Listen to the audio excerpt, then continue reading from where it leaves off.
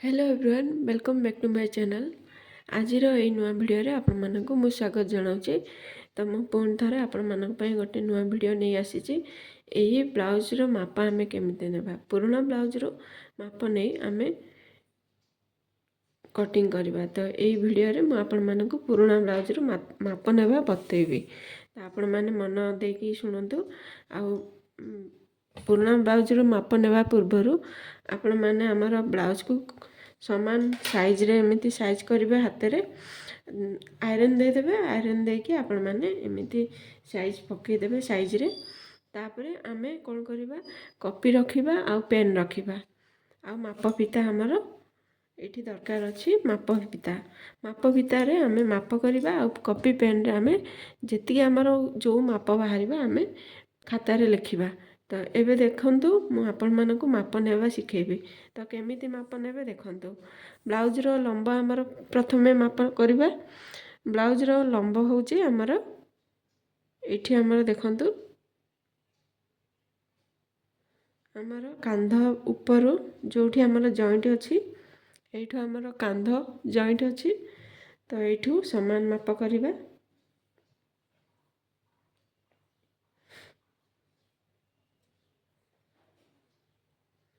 Blouse रो लंबा माप अछि 13 अधे हमर ब्लाउज रो लंबा माप देखिले। हमर ब्लाउज रो लंबा माप केते अछि 13 अधे लिखिदेबा। आम ब्लाउज रो लंबा माप 13 अधे।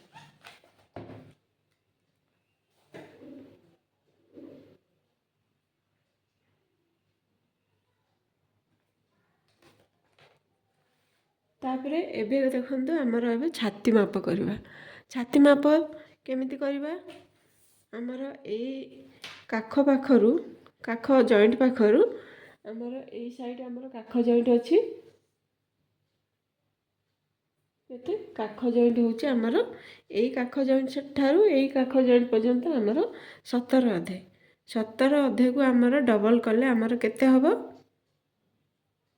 17 अधे को डबल कर देबा। देखिबे हमर जेतिकी होची 35 ताकू आमे एठी लिखि देबा।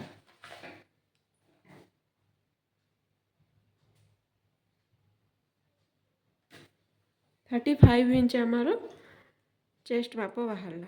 तापरे अंटा माप हमर एई हमर फिटिंग लाइन हमर जोठू अछि एठू आमे करबा फिटिंग।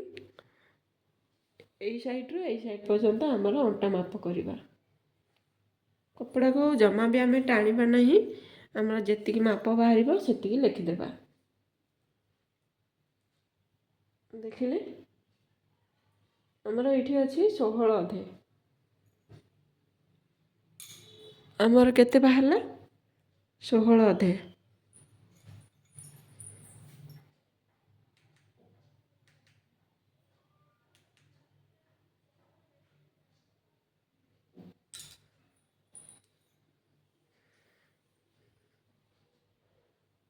हमर एठी मो छाती माप बते देछि।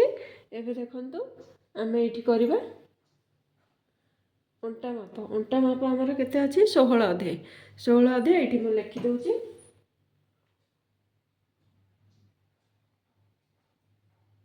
अंटा माप अछि 16 अधे।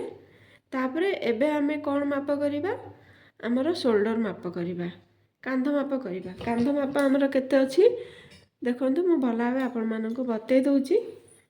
कांध हमर केमिति माप करबा देखंतु।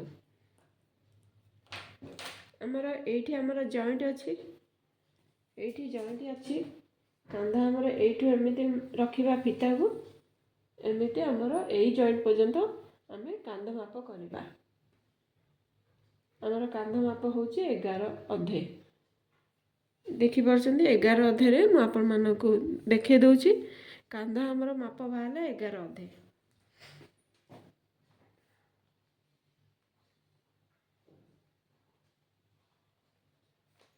तापरे हमर कांध माप कर सारा पर आमर पुराना ब्लाउज माप जेहेतु आमे एठी रेडी पट्टी माप करबा। रेडी पट्टी हमर केते अछि रेडी पट्टी अछि हमर 2 अधे। रेडी पट्टी हमर रहइबो केते କାନ୍ଧର ଆମର ଜଏଣ୍ଟ ଆମର ହେଇସାରିଲା ପରେ କପଡ଼ା ସବୁ ଜଏଣ୍ଟ ହେଲା ପରେ ଆମର ରହିବ 2.5 ଇଞ୍ଚ। ତ ଏଇଠି ଆମେ ଲେଖିଦେବା ରେଡ଼ି ପଟି 2.5 ଇଞ୍ଚ।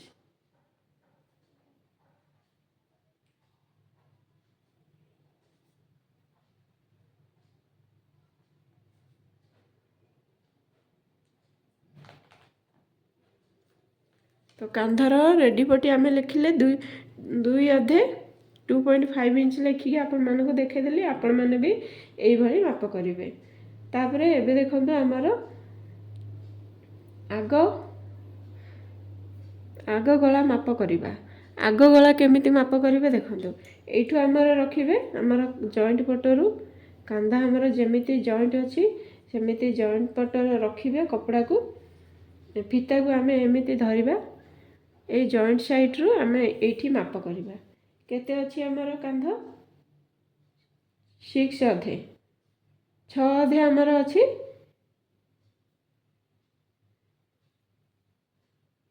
ଆମର ଆଗ ଗଳା କେତେ ଅଛି? 6 ଅଧେ। ତ ଆଗ ଗଳା 6 ଅଧେରେ ଏଇଠି ମାପ ହେଇଛି। ତ ଏଇଠି 6 ଅଧେରେ ଲେଖିଦେବା ଆଗ ଗଳା ଅଛି 6 ଅଧେ। 6.5 ଅଛି ଆମର ଆଗ ଗଳା। ତାପରେ ଆମର ଏଇଠି କ'ଣ ହେଲା? ବ୍ଲାଉଜର ଲମ୍ବ ମାପ ହେଲା, ବ୍ଲାଉଜର ଛାତି ମାପ ହେଲା, ବ୍ଲାଉଜର ଅଣ୍ଟା ମାପ ହେଲା, ଆଉ ଆମର କାନ୍ଧ ମାପ ହେଲା, ଆଗ ଗଳା ମାପ ହେଲା। ତାପରେ ଏବେ ଆମେ ପଛ ଗଳା ମାପ କରିବା। କେତେ ଆମର ବାହାରିବ?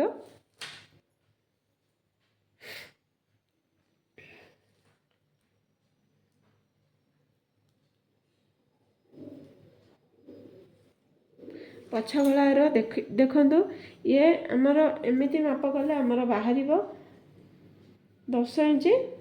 ତ 10 ଇଞ୍ଚ ବାହାରିବ। ତ ଏଇଠୁ ଆମେ କ'ଣ କରିବା? ଆମର ରେଡ଼ି ପଟି ମାପ କରିବା। ଇଏ ଯେତିକି ରଖିଛନ୍ତି ଆମେ ସେତିକି ମାପ କରିକି ରେଡ଼ି ପଟି ଯେତିକି ଅଛି ଆମେ ସେତିକି ରଖିବା। ତ ରେଡ଼ି ପଟି ଆମର ଅଛି 3 ଇଞ୍ଚ। ଏଇଠି ଆମେ 3 ଇଞ୍ଚ ଲେଖିବା।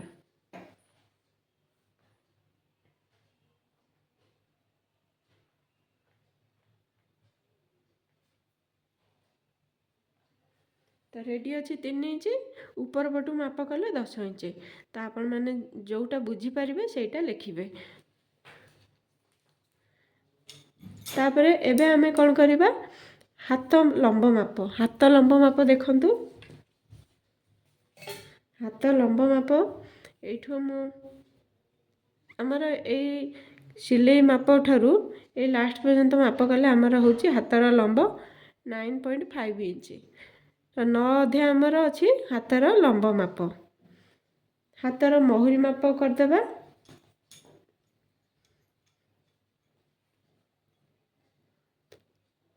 ହାତର ମହୁରୀ ମାପ ଅଛି ଆମର ଏଇଠି 5 ଇଞ୍ଚ। ଆପଣମାନଙ୍କୁ ଭଲ ଭାବେ ଦେଖେଇ ଦେଉଛି। ଏଇଠି ମୁଁ ହାତର ମହୁରୀ ମାପ କେତେ ଅଛି? 5 ଇଞ୍ଚ।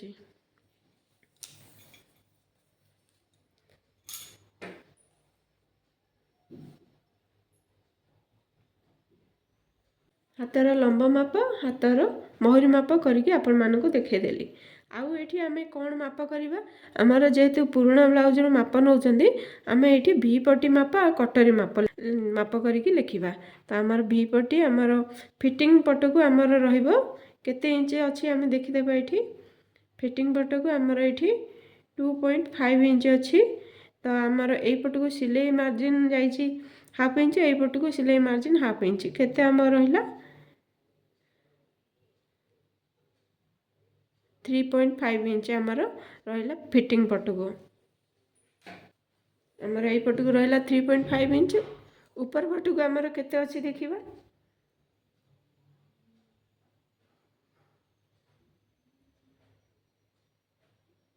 ଉପର ପଟକୁ ଆମର 3 ଇଞ୍ଚ ଅଛି। ଏଇପଟକୁ ଆମର 1/2 ଇଞ୍ଚ ସିଲେଇ ଯାଇଛି। 1 ଇଞ୍ଚ ବଢ଼ିବ ଆମର 4 ଇଞ୍ଚ ଆମର ଅଛି।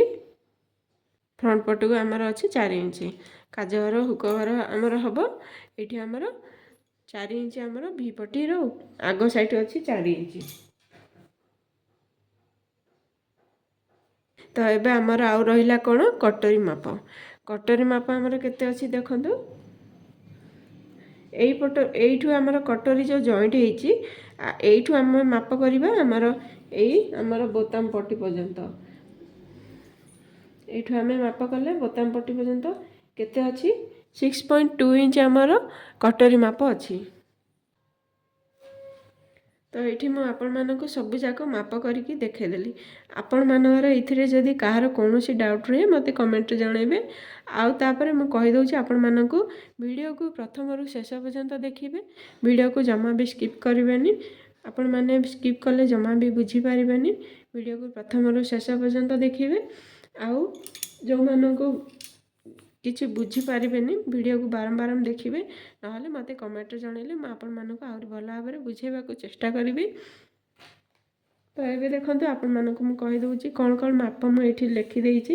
ବ୍ଲାଉଜର ଲମ୍ବ ମାପ ପ୍ରଥମେ ନେବେ, ଚେଷ୍ଟ ମାପ ନେବେ, ଅଣ୍ଟା ମାପ ନେବେ, କାନ୍ଧ ମାପ ନେବେ, ହାତ ମାପ, ହାତର ଲମ୍ବ ମାପ ନେବେ, ହାତର ମହୁରୀ ମାପ ନେବେ। ଆପଣମାନେ ଏମିତି ଗୋଟେ ଲିଷ୍ଟ ବନେଇଦେବେ କ'ଣ କ'ଣ ମାପ ନେବେ, ତାପରେ ଆପଣମାନେ ମାପ ନେଇକି ଲେଖିବେ। ତାପରେ ଭି ପଟି ମାପ ନେବେ, ଆଗ ଗଳା ନେବେ, ପଛ ଗଳା ନେବେ, ସୋଲ୍ଡର ମାପ, କାନ୍ଧ ମାପ, ସୋଲ୍ଡର ମାପ ନେବେ, କଟରୀ ମାପ ନେବେ। ଏଇଥିରେ ମୁଁ ଆପଣମାନଙ୍କୁ ଡିଟେଲ୍ସ ବତେଇ ଦେଇଛି, ଆପଣମାନେ ବୁଝିପାରିବେ। ତ ଏମିତି ଆପଣମାନେ ପ୍ରଥମେ ଖାତାରେ ଲେଖିଦେବେ କେଉଁ କେଉଁ ମାପ ନେବେ। ମୁଁ ଆପଣମାନଙ୍କୁ ଆଉ ଥରେ ପୁଣି ଥରେ କହିଦେଉଛି କ'ଣ କ'ଣ ମାପ ନେବେ। ଆପଣମାନଙ୍କୁ ଡିଟେଲ୍ସ ଲେଖିବେ। କାନ୍ଧ ମାପ, ଛାତି ମାପ, ହାତ ମାପ, ଲମ୍ବ ମାପ, ଏସବୁ ଯାକ ମାପ ଆପଣମାନେ ଲେଖିଦେବେ ଖାତାରେ। ପୁଣି ଥରେ ମାପ ନେଲା ବେଳକୁ ଆପଣମାନଙ୍କୁ ସୁବିଧା ହେବ, କୌଣସି ବି ମାପ ଛାଡ଼ିବେ ନାହିଁ। ତ ଆପଣମାନେ ଏଇଭଳି ମାପ ନେବାକୁ ଚେଷ୍ଟା କରନ୍ତୁ। ଭଲ ଭାବେ ମାପ ନେବେ, ଯଦି ବ୍ଲାଉଜ ଆପଣଙ୍କର ପରଫେକ୍ଟ କଟିଂ ହେବ।